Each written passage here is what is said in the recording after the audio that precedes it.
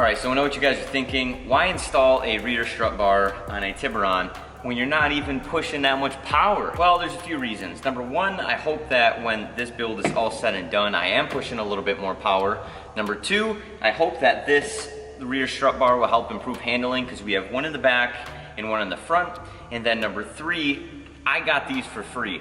These are off an Acura Integra that was going to the junkyard, and I was able to get both of them for free. So I said, hey, why not see if they'll fit the Tiburon, and if not, maybe we can fabricate them to fit. But we were actually able to get one of them to fit. So I do have another one of these. I have no use for it. If anyone's interested, then please email me.